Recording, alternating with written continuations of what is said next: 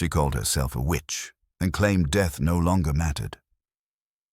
Welcome to Marple Mysteries. I'm your host, Harrington. Comment your city. I love hearing them. Wolfe steps into the shadows. I've seen plenty of people cross the threshold of Nero Wolfe's brownstone on West 35th Street. Most of them do it one of two ways.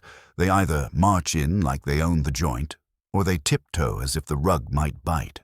But this woman, she knocked twice. The second softer than the first, as if she was apologizing for existing. I was at my desk, cataloging Wolfe's book orders for the week. 2 obscure volumes on Balkan herbs, 1 on medieval poisons, and a French treatise about truffles that made me hungry just reading the invoice. Wolfe was in the plant rooms, communing with orchids and refusing to be disturbed until 11 o'clock. I checked the clock. 10:57. The second knock came again, that hesitant double rap.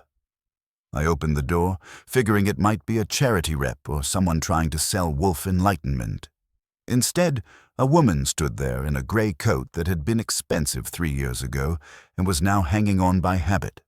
She was tall, dark-haired, and had that kind of face that might have been beautiful if it weren't for the way she held it. Too stiff, as if she were afraid of breaking it by moving. Her eyes were something else.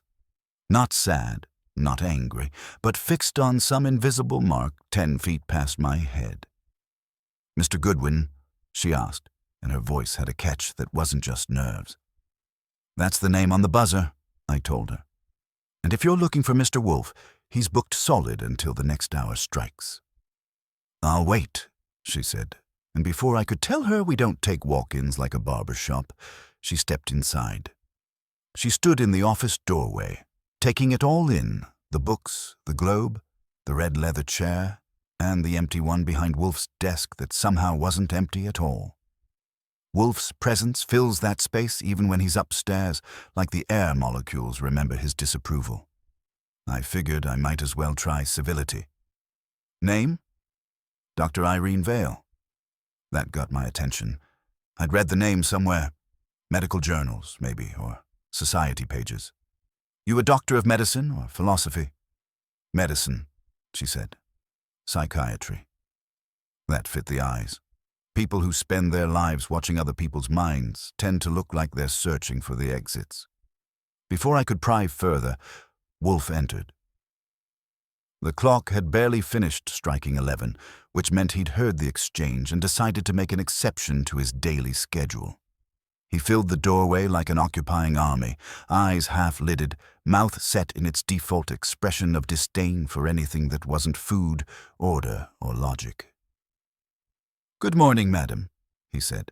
"You are punctual by 3 minutes, though unannounced. That is irregular, but perhaps excusable. Be seated." She did, carefully, on the edge of the red chair. I could almost hear her measuring her words before they left her mouth. "Mr. Wolfe," she said quietly, "I've come because something of mine has been taken. Not a thing of value, but of meaning, and I believe it will lead to something far worse if I don't find it." Wolfe's brows lifted. "Something intangible?" "No, a letter." She paused. "From a patient who is now dead." That pried open Wolfe's eyes a little further. "You are certain it was taken?" "I locked it in my desk. This morning it was gone. Only my secretary and I have keys." "And the content of this letter?" Her gaze dropped. "It was a confession of a crime that has not yet occurred." That was when I decided this was going to be one of those weeks. Wolfe leaned back, steepling his fingers. "You will oblige me with particulars, Dr. Vale. Whose crime and of what sort?" "I can't tell you," she said quickly. "Patient confidentiality. Though the patient is dead, I'm still bound." "Pfui," Wolfe said softly but with the weight of a judge's gavel. "You come to my house, disturb my morning, and offer me riddles veiled by ethics. Do you expect me to dance around them blindfolded?" "I expect you to understand," she said, and for the first time her voice gained steel. "The letter is dangerous in the wrong hands. It names people, living people, who would do anything to keep their reputations intact. I need it found before they realize it's gone." Wolfe regarded her for a full 10 seconds, his gaze unreadable. Then he turned to me. "Archie, inform Fritz that lunch will be delayed. Dr. Vale will have tea." That meant he'd taken the case, though for reasons I couldn't begin to guess. Fritz brought the tea with a slice of lemon and a glance that said he was trusting me not to let this turn into chaos before lunch. I set the tray on the stand and went back to my chair.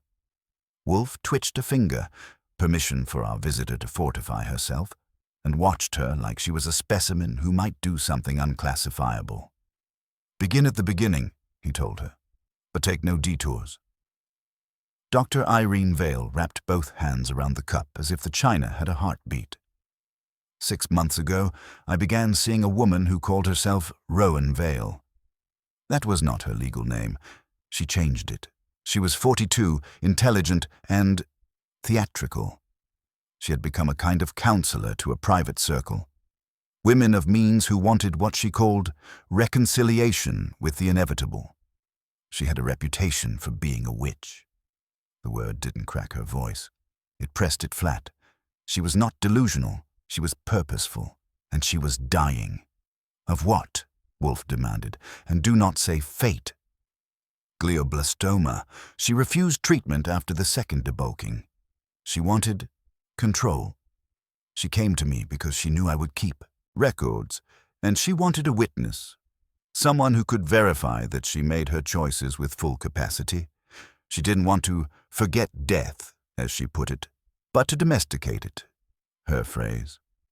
I'd met my share of patients second-hand, through their tribunes. This one was doing handstands in my head already. 3 weeks ago, Vale continued, Rowan collapsed at a gathering. She had insisted on hosting it. A vigil. I wasn't present. She died 2 days later. It was not unexpected. "And the letter?" Wolfe said. "Arrived yesterday, dated the week before she died. Hand-delivered to my office by a courier, no signature. The letter named 4 people who had, in her view, attempted to take her death from her, co-opt it, exploit it, or deny it. She accused them not of killing her, but of what she called stealing the cadence. She wrote that one of them would commit a crime to resolve what she had left unresolved, and that I would recognize it because a symbol would repeat." Wolfe's lips compressed, not because the symbolism offended him. The man devours figurative language when it is properly plucked, but because she was rationing names. "And this missive you locked away?" "In the right-hand drawer," she said. "I read it once, put it there, and decided this morning to call you. When I arrived at the office at 8, the drawer was intact, but the letter was gone." "You said only you and your secretary have keys," I put in. "Either she's fond of midnight reading, or your key reproduces." "Lydia Prince has been with me 9 years. She is punctilious and poor. I asked her directly. She was shocked, and I believe her. My building superintendent has a master, but he is an old man who likes to narrate his day in 10-minute segments. It would have taken him 3 hours to get around to larceny." Wolfe's eyes flicked to me. "Archie." I nodded. "Lydia Prince, the super, and the office courier file. Also, who else knew you had the letter?" "No one," Vale said too quickly. "Unless the courier told someone, which I doubt. It came in a plain envelope with my name." Wolfe tapped an index finger against the arm of his chair. "Who are the 4 named parties?" She stared into the tea, saw whatever people see when they want to drop something in and watch it dissolve, and didn't answer. "Doctor," Wolfe said, "you invoke confidentiality like a priest with incense. Unfortunately, you summoned a heretic. I'm not the state. I'm a private contractor who requires material. If you hope for my intervention, you will provide it." Her jaw tightened. "Very well. The letter named her former partner, Ezra Loomis, an investor with a conscience so public it functions as advertising. Her protégé, Hannah Rice, who runs retreats under Rowan's brand. A journalist, Milo Kent, who had started a profile and decided she made better copy as a martyr. and a foundation director, Celia March, who offered to fund Rowan's legacy in exchange for exclusivity. She looked up.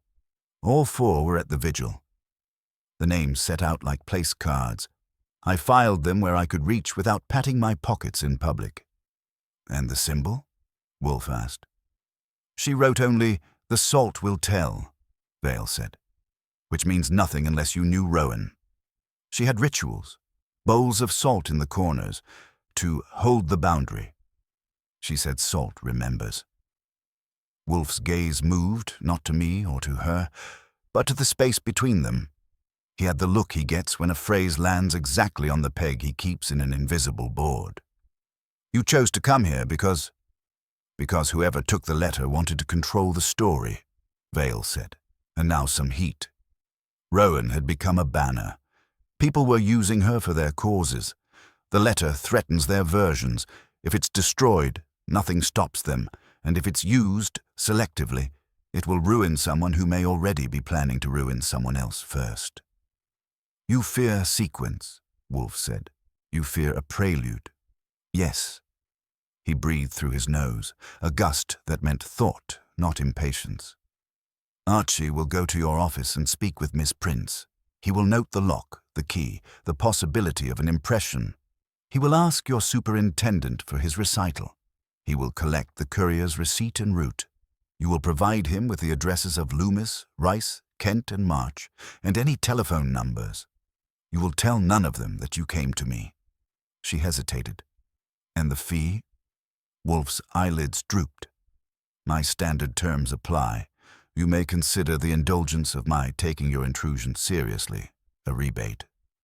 That was generous for Wolfe. I got her a sheet and she wrote the particulars with neat medical script. When she rose, she left the tea half finished in a scent of something dry. Juniper, maybe. I saw her to the door.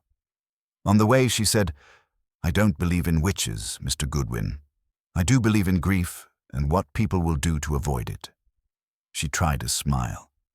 It was an honest attempt. When I came back, Wolfe had his eyes closed. "Salt," he said. "Fritz uses Malden for finishing and kosher for the rest. He keeps both jars where?" "In the kitchen, not on the altar," I said. "You think we're getting a house call?"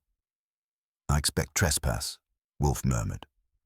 "Not today, perhaps not tomorrow, but someone who steals context will try to arrange it everywhere." He opened his eyes. "Go. Take gloves. Look for salt." "It's Manhattan, not the Dead Sea," I told him. "If I start licking thresholds, even the super will cut me off." "Attend," he said. "Mere presence will suffice." I went for my hat and an overcoat appropriate to an autumn that couldn't decide on a temperature. The list of names rode my pocket like a roster for a game no one admits to playing. Outside, the street had its honest noises. Inside, the brownstone hummed with something else, the low, certain vibration of a man who had picked up a scent and would sit very still until it came close enough to pounce without moving. Dr. Vale's building was on 72nd near West End, the kind of address that suggests the rent could keep a small college solvent. The lobby smelled of floor polish and quiet desperation, which is standard for medical offices. I signed in under the name A. Goodwin, consultant, because the truth is less decorative, and rode the elevator with a woman clutching a dog that looked like a cross between a feather duster and a migraine. Vale's suite was on the 3rd floor, brass nameplate tidy, door closed but not locked. A woman about 50 sat behind a reception desk, grey hair pinned like a lesson in restraint. She was typing with 2 fingers and the expression of someone proofreading her own obituary. Lydia Prince, presumably. I introduced myself as representing Dr. Vale's external security review. She blinked once, decided I was either legitimate or too confident to question, and nodded. "Dr. Vale told me you might come," she said, though she didn't mention so soon. "She probably didn't mention a lot of things," I said. "Let's start with your key." She unlocked a drawer, produced it, brass, well worn, with a slight nick at the shoulder. I held it under the light. Ever lost it? No. Ever lent it? She hesitated just long enough to tell me the answer was yes, but I regret it. Only to the cleaning staff last Friday. They left a note afterward. Let me see it. She produced a folded square of paper. The handwriting was round and bland. All done. Dusting, vacuuming, bins emptied. Thank you. You keep your files in here? I asked, nodding toward the corridor beyond. In the back room, patient charts are locked nightly. Show me. She led me to a narrow hall lined with framed certificates and that universal medical office smell of paper, alcohol swabs, and lingering guilt. The office itself was orderly. Desk, filing cabinet, 2 armchairs, a lamp that believed in diffused lighting. The right-hand drawer of the desk showed a faint scratch near the keyhole. Noticed that before? No, she said, bending close. It wasn't there yesterday. I knelt, examined the mark. It was a fine semicircle, a tool, maybe, not a key. Someone had opened the drawer with enough delicacy to make Wolfe nod approval. Who else was in the office yesterday? Only a delivery man around 5. He said he had flowers for Dr. Vale. I refused them because there was no sender's name. Did he argue? No, just smiled. He said, then the scent will linger anyway. Then he left. Describe him. Tall, slender, red hair, maybe 30. He wore a blue jacket without insignia. That didn't narrow the field. Much, but it was a start. I jotted it all down. The superintendent was next on my dance card. His name was Merle Coughlin, and he had the posture of someone who had been folded up and stored too long. His office smelled like tobacco and time. You're asking about break-ins, he said when I introduced myself. Well, I can tell you we've had none. I lock up at 10 and open at 6. Nobody's fiddling with our locks unless they use magic dust. Maybe they did, I said. Did anyone ask for a duplicate key recently? He scratched his ear. Had a fellow a month back. Said he was from building services. Wanted the master to check alignment. I told him he could align himself to the door out. Didn't get his name. Can you describe him? Dark hair, neat mustache, fancy shoes. English accent, or pretending to. Carried a case like a violin, but too small. I thanked him, slipped him a 10 for his memory's benefit, and made my way out. It was the kind of day when the city looked like it had been ironed and hung out to dry. Flat light, long shadows. I walked a block before finding a phone booth and dialing home base. Wolfe answered on the 3rd ring. Yes? It's me. The lock was finessed, not forced. No sign of burglary, but somebody used a tool, probably last night. The secretary's clean as a sermon, but she mentioned a red-headed deliveryman with a poetic streak, and the super remembers a fake Englishman with a miniature violin case. I'd call that a duet. Feuille, Wolfe said. A chorus, more likely. Did you find any trace of salt? None, unless you count what's in the air down by the Hudson. Then it will appear elsewhere. Return when you have spoken with at least one of the named parties. Loomis first. He will be the least accessible and the most defensive. Attend to his denials with care. He will tell you more by what he omits. I hung up and checked the list. Ezra Loomis lived on Park Avenue, which was as predictable as a tax bill. His building had a doorman with shoulders like bridge pylons and the attitude to match. I told him I was expected. He told me I wasn't. After 5 minutes of negotiation and a phone call, I was escorted upstairs. Loomis's apartment smelled like wealth and disinfectant. He was tall, grey at the temples, and had the kind of voice that sounds as though it's been professionally dry-cleaned. Dr. Vale's investigator, he said, greeting me with a smile that didn't reach his eyes. What a curious escalation. Curious is one word. She's missing a letter from your late friend Rowan Vale. It mentions you. He didn't flinch, which means he'd practiced. Rowan was fond of allegory. I'm sure whatever she wrote would be interpretive. You saw her before she died? Of course. We had business unfinished. She was selling a portion of her holdings in a cooperative retreat. I was an investor. It was amicable. Was it? She accused you of exploiting her. His smile held. I'm a capitalist, Mr. Goodwin, not a ghoul, but grief brings out creative imaginations, especially in women who feel outshined by their muses. That one landed somewhere below the belt, but I let it pass. Did you send flowers to Dr. Vale's office yesterday? No, should I have? Not unless you enjoy poetic delivery men.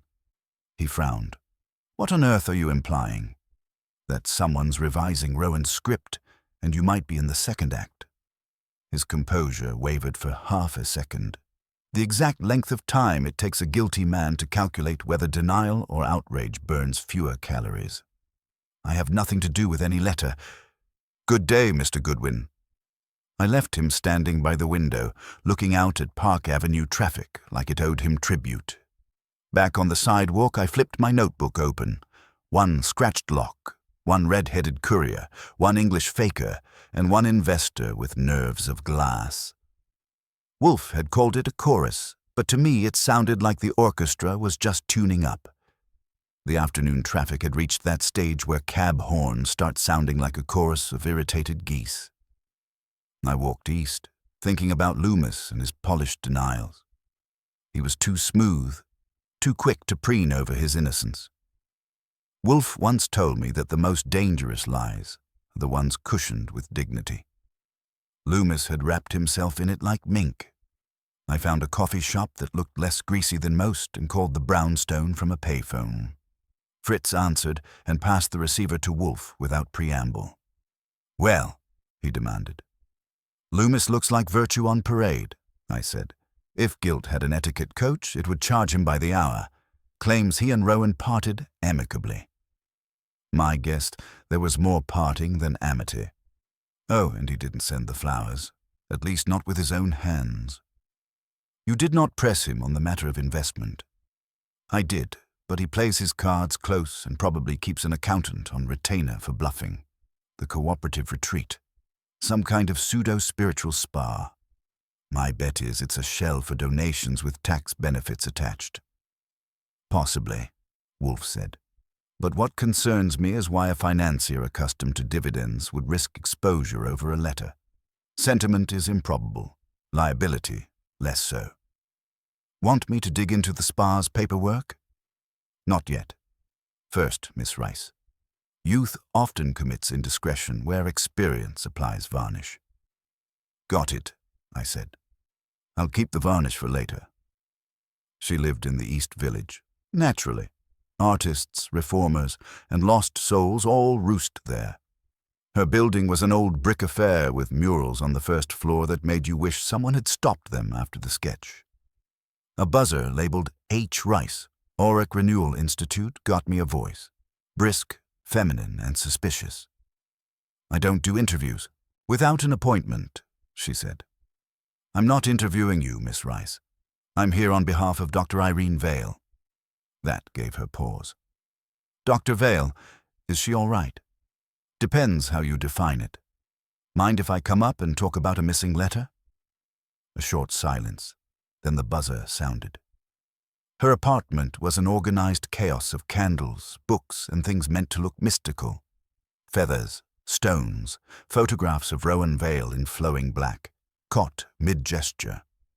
Hannah Rice was 30-ish, with hair like a dark wave pinned just enough to stay civilized. She moved lightly, but with that intensity you see in people who think every minute matters. The letter, she said. You mean Rowan's letter to Irene. I kept my eyebrows still. You knew about it? She told me she'd written one, yes. Rowan said she wanted to anchor truth before leaving.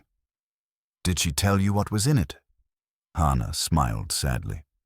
She didn't have to. We all knew she saw things we didn't. That was Rowan's gift.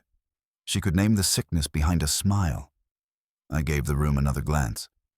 And who's we all? The people she mentioned, I suppose. Ezra Loomis, Celia March, Milo Kent. And me. You think she meant to accuse you too? "I think she meant to warn me," she said. "Rowan believed guilt is contagious. You can catch it just by refusing to look at it." That was a line Wolfe would have labeled as philosophical piffle, but her tone was steady. I decided to steer her closer to the practical. "Where were you last night, Miss Rice?" "At a retreat center in Cold Spring. We were closing down a workshop. 20 people can vouch for me." "I only need one. Any red-headed flower delivery men out there?" She blinked. "No, but there was salt." That got my attention. "Say that again." "When I came back to the apartment this morning, there was a thin line of salt poured along my doorway. Like a barrier." She gestured helplessly. "It's something Rowan used to do, for protection." I walked to the door, crouched, and inspected the threshold. The residue was faint but real, crystalline against the wood. I rubbed it between my fingers. "You didn't put this here?" "No, I thought maybe it was one of my students being dramatic." "Or someone reminding you of Rowan," I said. Her eyes tightened. "You think it's connected to the letter?" "I think the same hand that took it is staging encores. Wolfe predicted trespass. Maybe not just at Vale's office."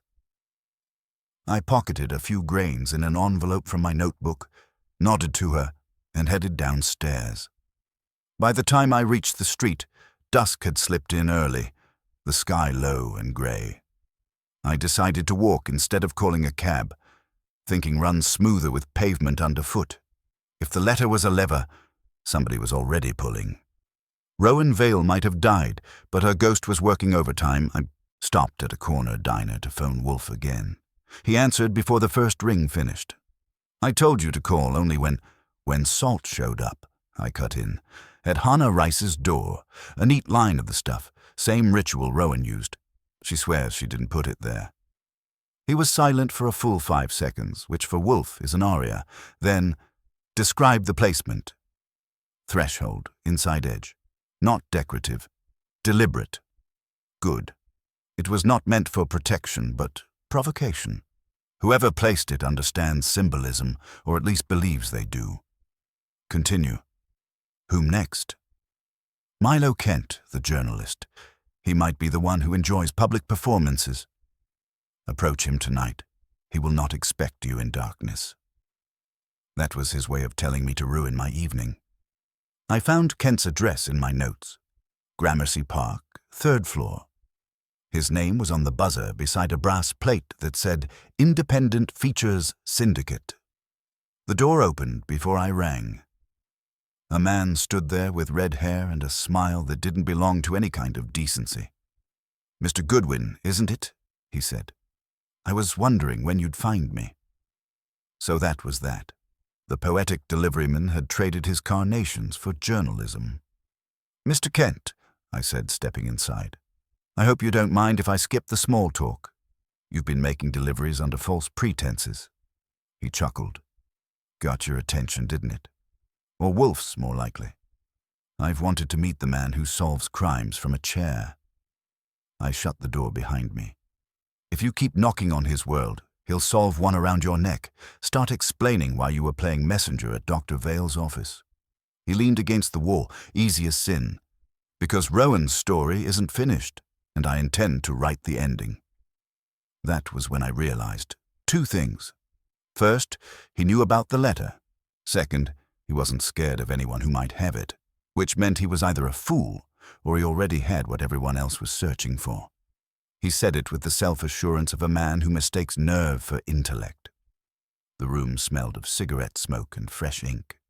Papers littered the desk. Typed drafts, photographs, a few torn press passes. Milo Kent had the kind of clutter that isn't accidental.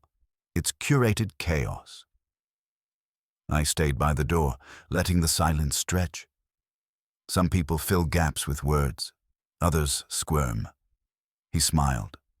That made him the first kind. "Rowan trusted me," he said. "I wasn't another sycophant hoping to borrow her mystique. I saw what she was doing, turning death into theater. Her circle adored her because she made them feel chosen. When she started dying, they didn't want her to stop performing. The letter is her last act. Interesting theory, I said. Too bad it sounds rehearsed. He flicked ash into an empty teacup. You think I took the letter? Maybe. Or maybe someone sent it to me. Did they? His grin tilted. I don't answer rhetorical questions, Goodwin, but I'll tell you this. When truth starts rotting, someone has to exhume it. And Wolfe, you tell him this, isn't the only one with a talent for revelation. Sure, I said. But he's the one who gets paid for it. That earned me a chuckle, brief and genuine. He reached for a folder on his desk, slid out a photograph, and handed it to me. It showed Rowan Vale at what looked like her vigil, the final performance. 4 people surrounded her, Loomis stiff and upright, Hannah Rice, half in shadow, Celia March, elegant and severe, and Milo himself, standing closest, notebook in hand. Press photo, I asked. Private picture, he said. Taken by one of her devotees, never printed. Rowan gave it to me before she died. She said it might remind me of consequence. That word means something special to you? He smiled again, but it flickered. You think you're the only one following symbols. I saw her salt rituals too. I saw the bowls in the corners, the way she'd dip her fingers in before speaking. But you should ask yourself why she cared so much about purification. What was she trying to wash off? Before I could reply, his phone rang. A landline, shrill enough to make him flinch. He hesitated, then answered. His expression changed almost at once. What? When? He turned his back to me, voice low but taut. All right. Don't touch anything. I'll come. He hung up, grabbed a coat, and looked at me like I'd just been promoted to unwanted witness. That was Celia March's assistant. Someone broke into her office an hour ago. Files scattered, drawers open. She thinks it's connected to the letter. Convenient timing, I said. She sounded terrified, he muttered, heading for the door. If you want to keep up, bring your hat. I followed. It wasn't the first time I'd trailed a journalist chasing his own story, and it wouldn't be the first time one forgot who was actually doing the investigating. We took a cab to Midtown, silence stretching between us. Celia March's office was in a sandstone building that tried too hard to look like old money. Her foundation's plaque read, "The March Institute for Ethical Research." The irony could have covered rent. Inside, a secretary in pearls led us to a door that hung slightly ajar. The office was a tasteful disaster. Papers strewn, cabinet drawers open, and, near the window, a white ceramic bowl overturned, spilling salt in a jagged line across the carpet. Kent stopped dead. That wasn't here before. I bent down, examining it. The grains were coarse, like sea salt. Some stuck to the edge of the rug in a curved shape, as if someone had pressed a palm into it. Celia March entered then, flanked by tension. She was in her 50s, angular, dressed in black that meant to command rather than flatter. "Who are you?" she demanded. "Goodwin," I said. "Investigator. Dr. Vale sent me." Her gaze snapped to Kent. "You brought him here?" "He followed me," he said, a little too fast. She exhaled through her nose, sharp as a blade. "The police were useless. They told me to make a list of what's missing, but nothing's missing except sense." "Someone wanted to make a point," I said. "Do you keep correspondence from Rowan Vale?" "In that cabinet," she said, pointing. "They opened it but didn't take the letters. Just moved them. I found one lying on the desk. I think they wanted me to see it." I looked. The letter on top was folded neatly, addressed in looping handwriting. "Celia, when you stand too close to grief, it mistakes you for itself." The signature was Rowan's. I handed it back. "You think that's the message?" Celia's lips thinned. "No, the message was the salt. Rowan used to pour it around her bed before sleep. Said it kept away betrayal. I mocked her for it. And now?" I asked.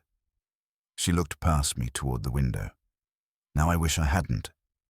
Kent moved closer to the desk, rifling papers. "Nothing here about her estate," he muttered, "which means someone's already been through those files elsewhere." I straightened. "You seem awfully sure." He met my eyes. "Because I checked them 2 days ago. Don't look at me like that. I had access. I'm writing her biography." That was a confession wrapped in ego, and I pocketed it. Celia sank into a chair, pressing a hand to her temple. "I want this stopped," she said. "Rowan's gone, and now it's as if she's reaching from the grave to punish us." "Maybe she is," Kent said quietly. I turned to him. "Or maybe someone's helping her do it." He didn't deny it. When I left, the salt still glimmered under the lamplight, like frost that refused to melt. I called Wolfe from the lobby. "Report," he said. "Third act just opened," I told him.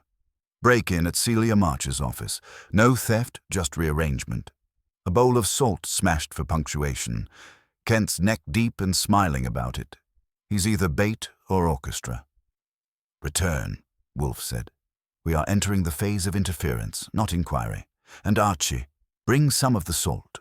I wish to examine its composition." "Sure," I said. "You planning to taste it?" "I plan to discern its intention," he said. That was Wolfe's way of saying the case had stopped being merely psychological. Someone had just turned it personal, and if history was any guide, the next trespass wouldn't be symbolic. When I got back to the brownstone, Wolfe was in his chair, the globe lamp at his elbow throwing amber light over his bulk. He didn't look up when I came in, which meant he was thinking, not brooding. Fritz must have been warned about my return, because a tray waited on my desk. Sandwiches, a glass of milk, and a napkin folded, with military precision. Wolfe doesn't believe in letting the hired help faint from hunger, even in pursuit of truth. I put the small packet of salt on his desk. "From Celia March's office," I said. "Sampled before the janitor swept it into the afterlife." He opened one eye. "Composition?" "Sea salt, coarse grain, maybe imported. Not your standard diner variety." He grunted. "Unmodified?" "No, sir. No perfume, no added herbs, no glitter, just salt. The plain kind people have been throwing over shoulders since history started tripping them." He nodded once, heavy lids falling again. "That is the point. The perpetrator wants purity, the illusion of ritual, rather than the residue of chemistry. It is theater, Archie. We are dealing with a dramaturge."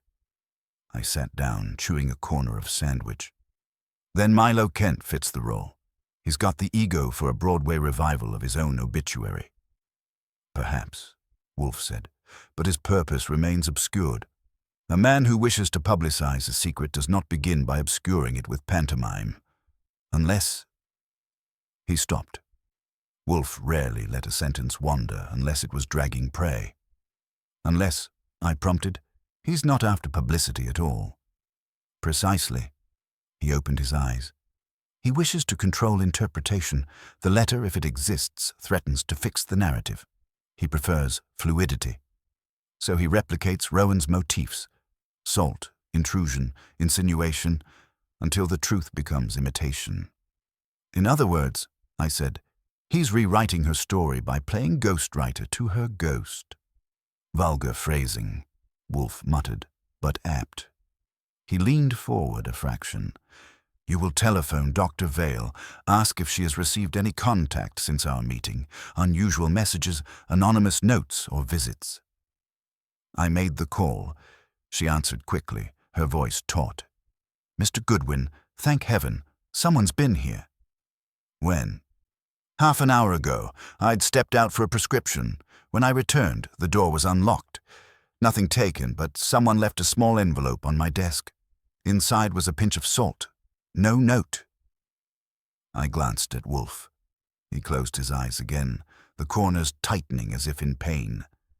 "Stay where you are," I told her. "Lock the door. Don't answer it for anyone but me." She promised she would.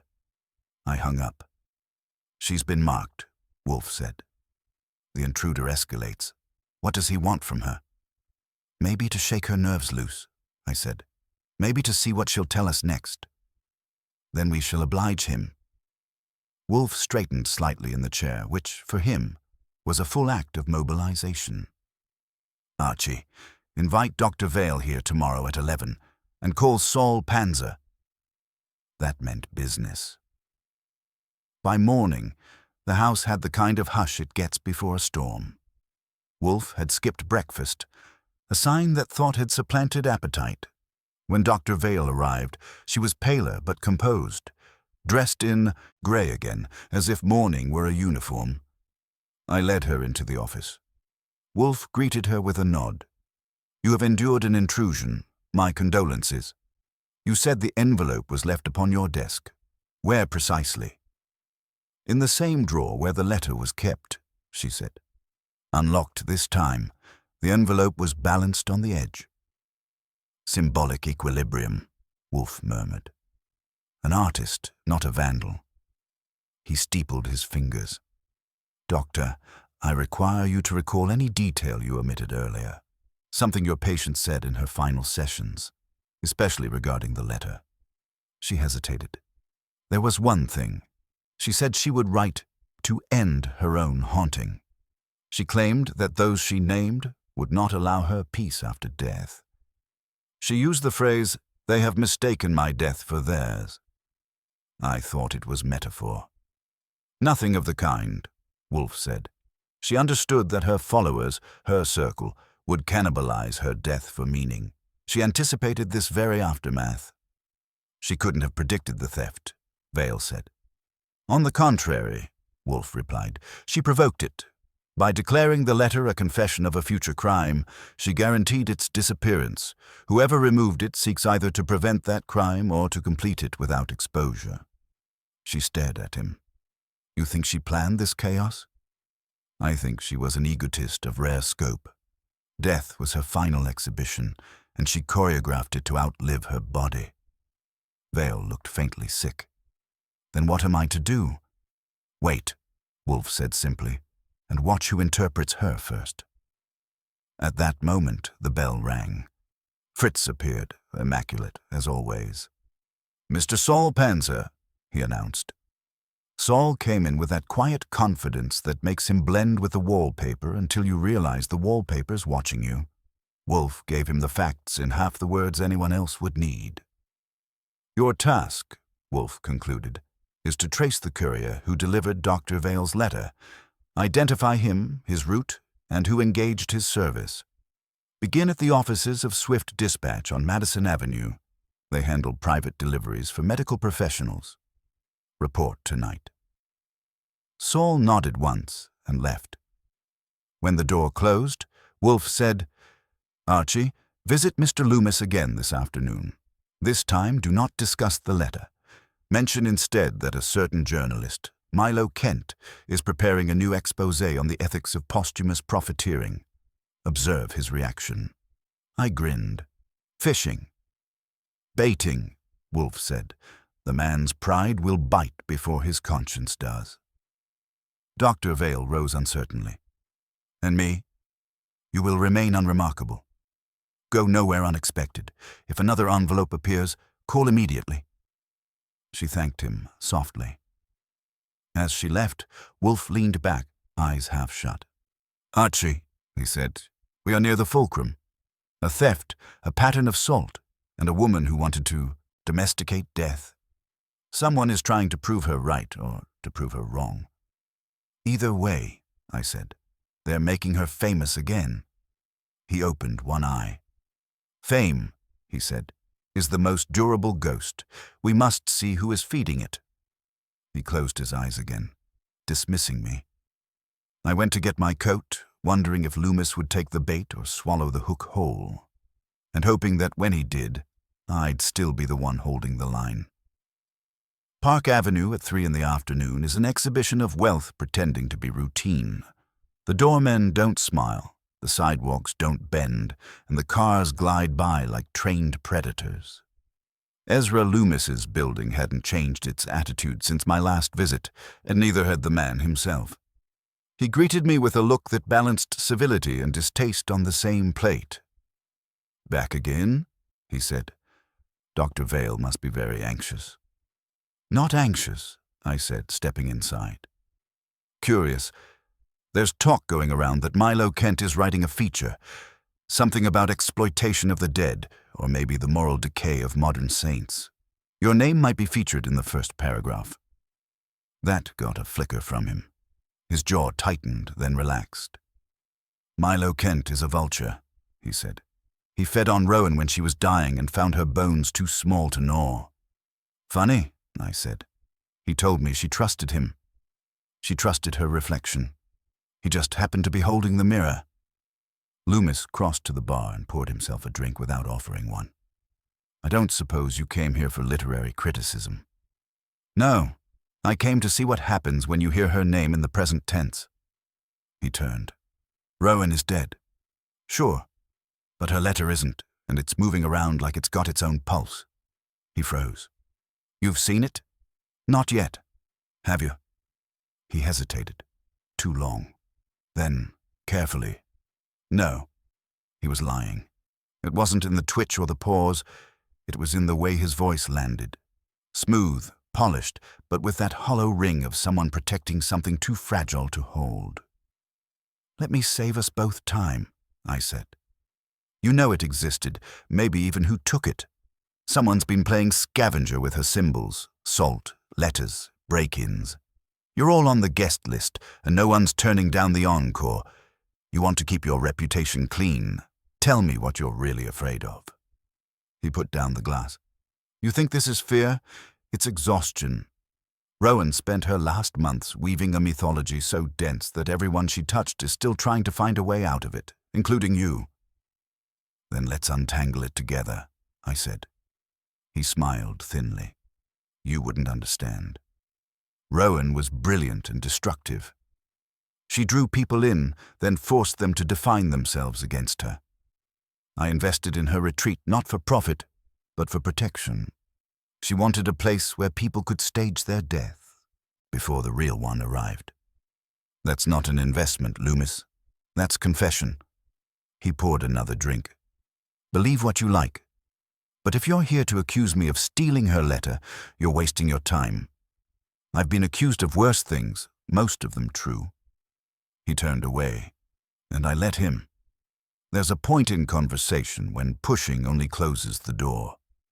As I reached for my hat, he said, "Goodwin, if Kent's stirring this again, be careful. He doesn't write stories, he manufactures them." I left him to his scotch and self-pity. Outside, the sun was a thin smear of light across the buildings. I walked 2 blocks before phoning Wolfe. "Report," he said. "Loomis has nerves wrapped in armor. He denied seeing the letter, but knows exactly where it's been. He's more worried about Kent than the cops, which might mean Kent's got something solid, or dangerous." "Did Loomis mention Rowan's retreat?" "Yeah, he said it was a place to rehearse death, like an existential spa. Pui, an indulgence for narcissists, but perhaps it serves our intruder's purpose. Did you notice any signs of agitation beyond rhetoric? He was sweating through his confidence, if that counts." "It does," Wolfe said. "Return here immediately. We are to receive visitors." I didn't like the sound of that, but I hailed a cab and headed home. When I arrived, the office light was already on, the curtains drawn. Dr. Vale sat in one of the red chairs, tense but outwardly calm. On the sofa across from her was Milo Kent, looking like he'd just won a ticket to his own trial. "I invited him," Wolfe said without preamble. "He was most obliging." Kent gave me a nod. "Your boss has an interesting way of issuing invitations."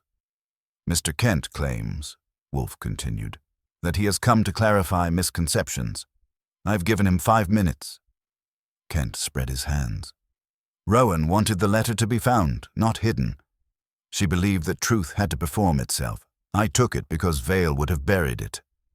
Dr. Vale stiffened. "You admit it, then?" He turned to her. "Yes. But I didn't steal it. I retrieved it.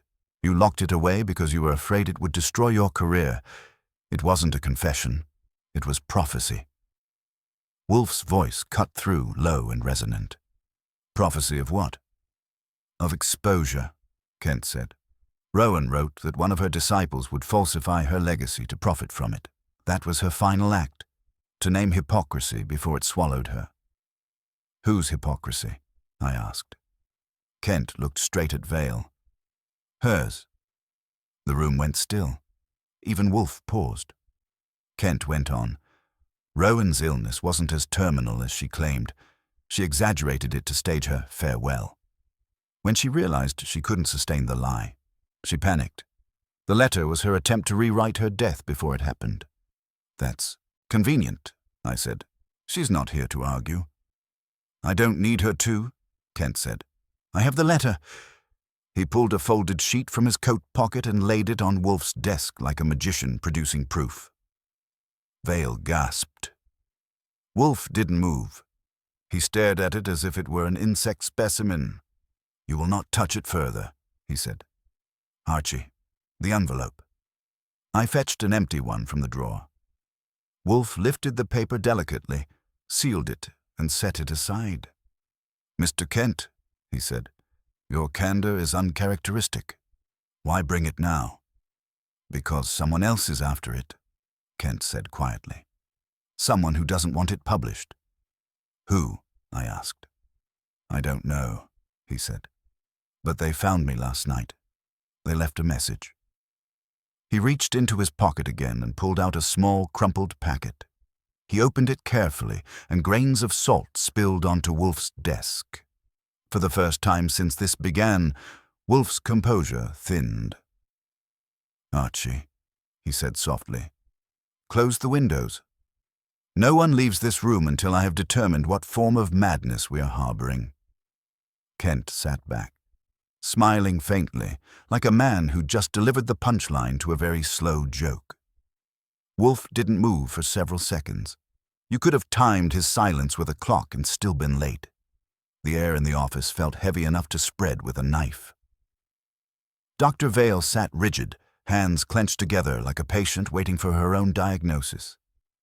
Kent, meanwhile, looked smug enough to be mistaken for calm. Finally, Wolfe spoke, his voice quiet but exact. "You said they left you a message, Mr. Kent." "Where?" "On my doorstep," Kent said. "Wrapped in brown paper, tied with twine. No note, just salt inside. You kept it?"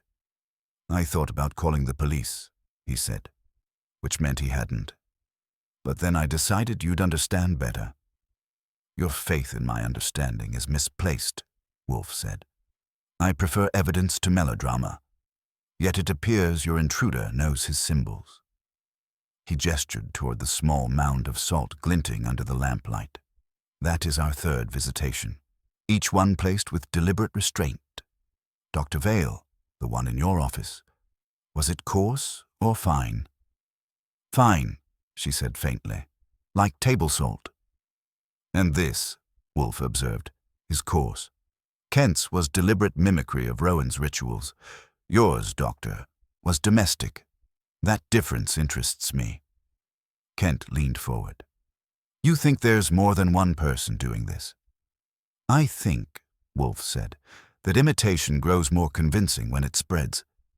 Perhaps our culprit wants the pattern to seem universal, or perhaps one disciple imitates another." I said, "Or maybe we're chasing a cult with a grocery budget." Wolfe's eyes opened halfway. "Don't be absurd, Archie. We are chasing intelligence, twisted perhaps, but methodical. Whoever stole the letter and planted the salt wishes to orchestrate confusion, not worship." Kent smiled thinly. "You sound like Rowan. She always said truth required choreography."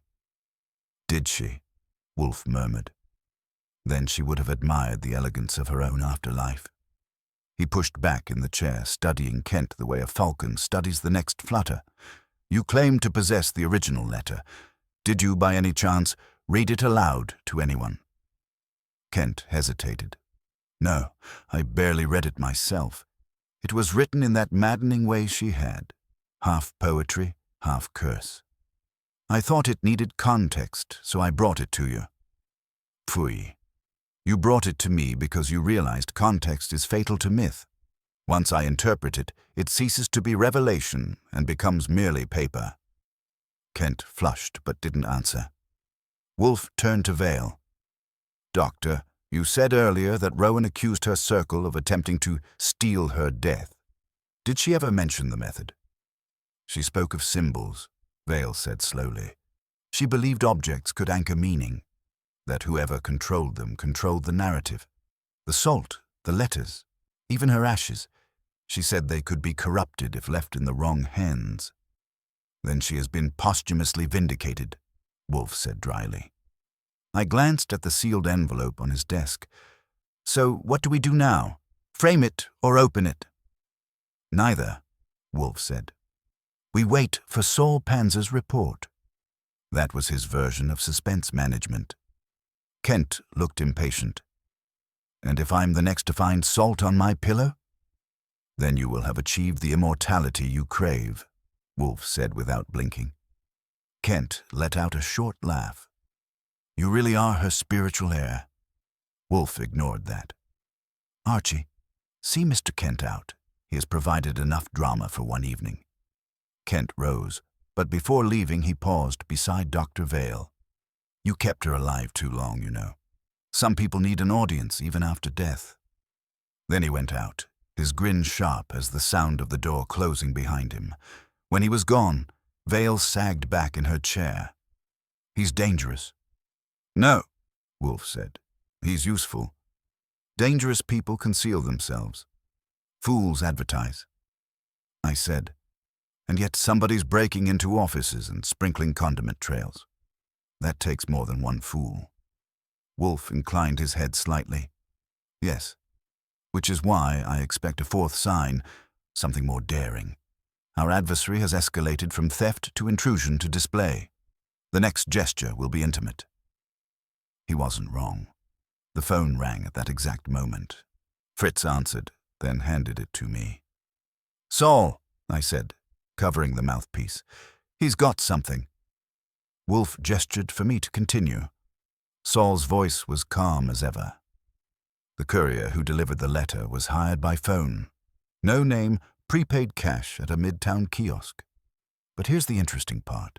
The description matches someone else, on your roster. Red hair, blue jacket, same man who played florist. I looked at Wolfe, the delivery man again. Indeed, he murmured, and now confirmed as an actor in multiple tableaux. Did you learn his name? Only an alias, Patrick Vale. But the accent's real, Irish. He's known around the theatre district for small stage work and temp jobs. Theatre, Wolfe repeated softly. A dramaturge, as I said. Saul continued. I'm still tracing his lodgings. He's not at his last address. I'll have more by morning. Good, Wolfe said. Exercise caution. Our player enjoys props. He hung up and turned to us. Archie, find Mr. Kent. Keep him under watch until Saul calls again. I want to know who shadows whom. Dr. Vale's voice broke the hush. Patrick Vale, his last name. Yes? Wolfe asked. It's mine. My maiden name. Rowan knew that. She teased me about it once. Said it sounded like an alias for a ghost. That did it. Wolfe's expression changed, subtly but unmistakably. Madam, you omitted that earlier. I didn't think it mattered. Everything matters, Wolfe said. Especially coincidence that insists upon repetition. I moved to the door, grabbing my hat. If our courier's playing at ghosts, I'll see what curtain he's hiding behind. Be prudent, Wolfe warned. This man writes in symbols, not sentences. If he stages another scene tonight, you may find yourself among the props. I didn't answer. Outside, the evening air felt sharper than usual. Somewhere out there, a red-headed actor was playing all the wrong parts, and if Wolfe's instinct was right, the next act was going to happen on our stage. The city had thinned out by the time I hit the curb. That particular hour when traffic softens and the lights start to own the streets. 9:30, the time when most honest people go home and the rest start thinking of alibis. Wolfe had told me to keep tabs on Milo Kent, which was the kind of assignment that could get dull fast if you weren't lucky enough to find trouble early. Kent lived near Gramercy, which meant the usual 3 flights of stairs, a door with a half-broken buzzer, and neighbors who preferred the sound of their own radios to conversation. I took up watch across the street from his building, leaning on a lamppost with a newspaper I didn't intend to read. The front page carried something about a city budget debate, which meant I had about 2 hours before my eyes crossed from boredom. At 10:30, Kent came out. He was in a dark coat, collar turned up, moving fast, but not running. He didn't see me. That was his first mistake. The second was heading west instead of south, toward the theater district. Wolfe had been right again. The man couldn't resist his own metaphors. I trailed him to 48th Street, where a small side theater glowed faintly with leftover lights from a rehearsal. The marquee read, "The Wound and the Salt." A poster showed a figure surrounded by circles of powder, eyes lifted like a saint gone rogue. Kent slipped through a side door. I waited half a minute and followed, easing into the alley and through the same entrance. Inside, the air was thick with sawdust and stale perfume. The stage lights were on low, and 2 figures were at the center of the stage. One was Kent. The other, taller, lean, red hair catching the light like a match. Had to be Patrick Vale. Vale's voice carried softly, too calm for the setting. "You shouldn't have brought it out of hiding, Milo. That wasn't the arrangement." Kent's tone had an edge. "You broke the arrangement when you started leaving souvenirs. You're scaring people, Patrick." "I'm reminding them," Vale said. "Rowan wanted this, all of it.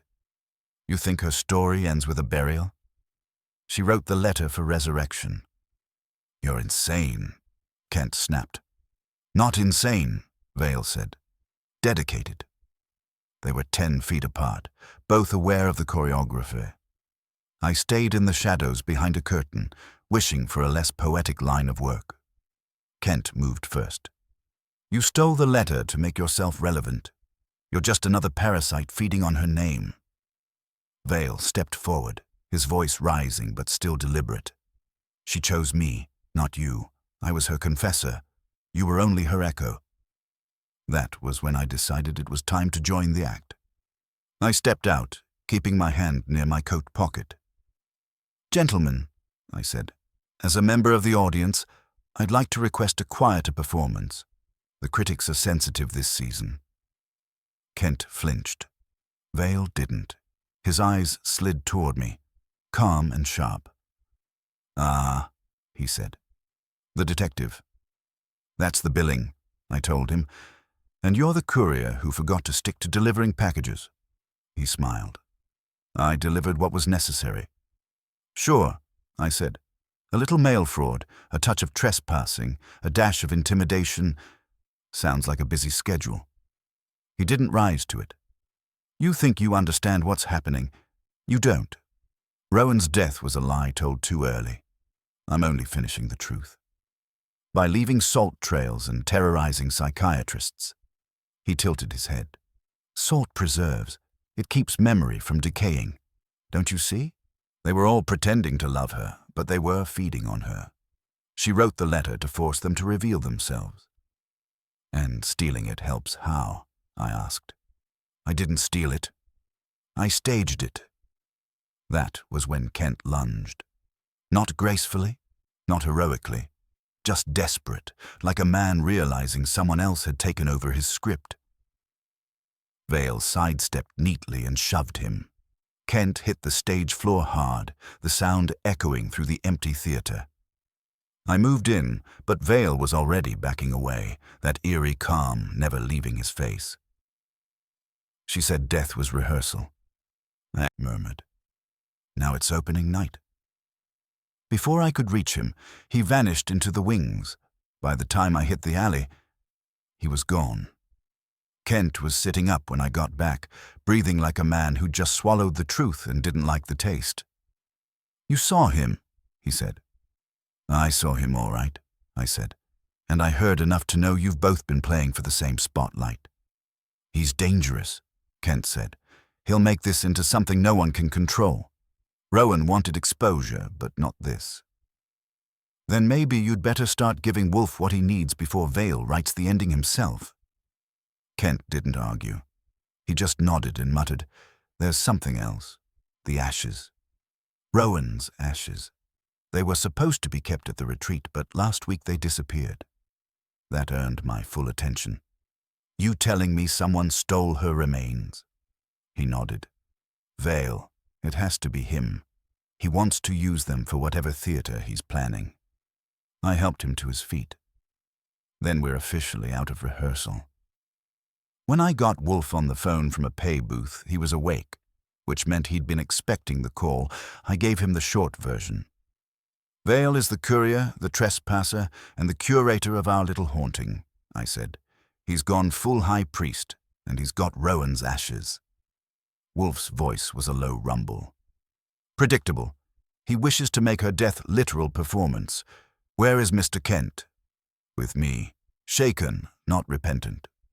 "Bring him here," Wolfe said. "And Archie, see that you are not followed. If Mr. Vale intends to complete his liturgy, he will not stop at symbols." That was an understatement.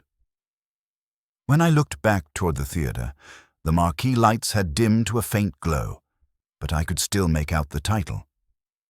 The Wound and the Salt. Rowan Vale's ghost had found its final stage, and somewhere in the dark wings, a man with her ashes was waiting for the curtain to rise. When I brought Kent back to the brownstone, it was midnight, and the city had settled into that strange hush when only taxis, arguments, and conscience make noise. Wolfe was in his chair, wide awake and waiting, the sealed envelope with Rowan's letter sitting on the desk like a loaded weapon. The smell of orchids drifted faintly down from upstairs, which made the air feel thicker than usual. Kent looked a wreck, eyes hollow, collar loose, his usual arrogance replaced by something closer to desperation. Fritz had left a pot of coffee on the sideboard. I poured him a cup before Wolfe could decide whether the man deserved it. "Sit," Wolfe said, and Kent obeyed like he'd been ordered by scripture. I stayed standing, ready for whatever needed doing. Wolfe's voice was soft, but had the weight of iron. "Mr. Kent, before you embroil us in more melodrama, I require you to understand this. Nero Wolfe is not a custodian of legend. I deal in fact. You will now provide it, completely, and without ornament. Why did Rowan Vale write the letter, and what precisely did it contain?" Kent rubbed his hands together, eyes fixed on the floor. It was her confession and her revenge. She believed someone in her circle was planning to expose her for falsifying her illness. Celia March, probably, with Loomis behind her. Rowan wanted to preempt that by creating a myth big enough to swallow the truth. So she wrote that one of them would commit a crime. She didn't name which. She just implied inevitability. "The salt will tell," she wrote. Meaning whatever they tried to cleanse would stain them anyway.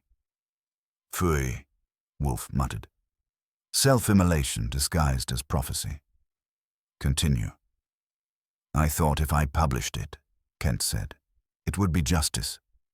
But Vale, he said we could stage it, make it art. He wanted to turn her death into a ritual performance, something that would complete the text. He stole her ashes to do it. Said we'd scatter them on stage as she wanted. You went along, I said. I was a fool, Kent said simply. He said the letter was hers, but the ending could be ours. I didn't realize until tonight that he meant literal resurrection. Explain, Wolfe said. Vale thinks he can make her live again, symbolically, of course, but in front of an audience. He's planning a midnight show at the retreat in Cold Spring. He's built a replica of her study, candles, salt circles, everything. He invited the others, Loomis, March, Rice, to attend. I think he means to expose them, or kill one of them. I don't know which. Wolfe's eyes closed halfway. You say midnight? Kent nodded. Then we have approximately 2 hours to prevent a consummation of stupidity, Wolfe said. Archie, call Inspector Kramer. Tell him we have credible information about an impending crime at the Vale Retreat, Cold Spring. Provide the names of all participants, and then prepare the car. I made the call. Kramer growled like a man awakened from a short temper, but he knew better than to ignore Wolfe when the tone went that flat. He promised to send men immediately.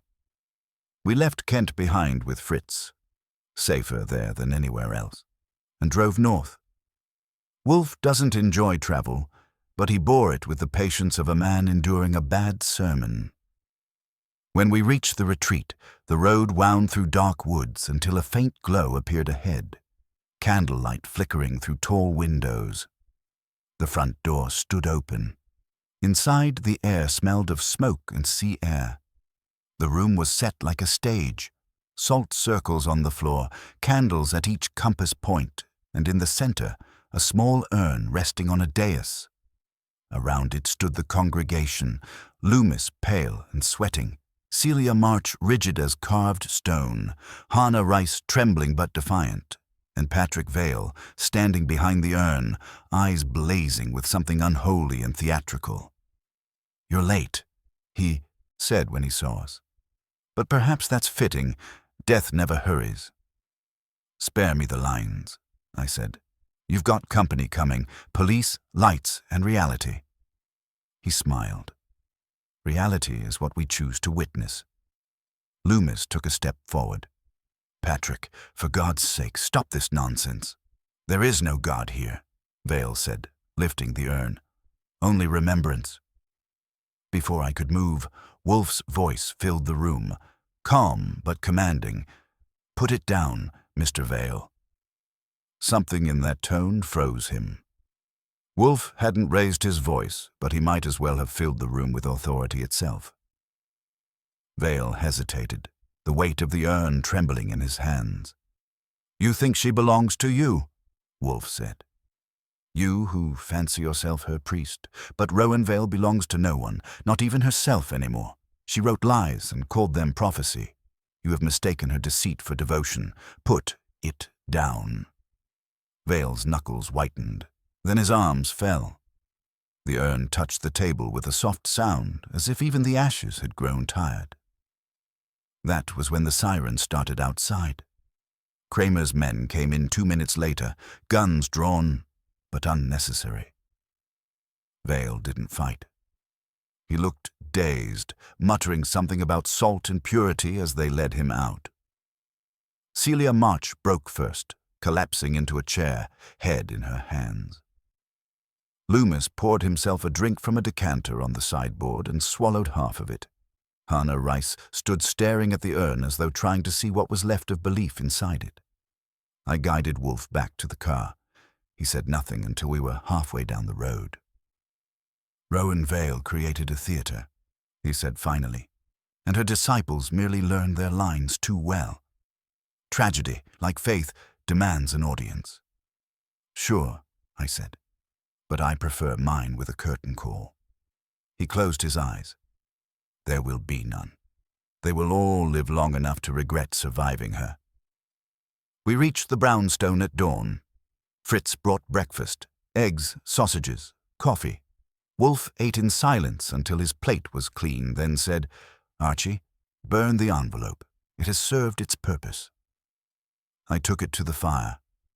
The paper curled fast, and for a moment, a faint shimmer of white drifted up the chimney, ashes within ashes.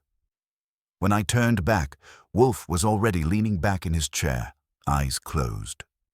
Rowan Vale forgot death, he said quietly. But death remembered her. It always does. He reached for his beer. I poured myself coffee and sat down, letting the quiet fill the room again. Outside, the city was starting another day. Inside, the brownstone was exactly as it had been before, a fortress of reason against the chaos beyond the door. And if a ghost lingered anywhere, it knew better than to knock twice.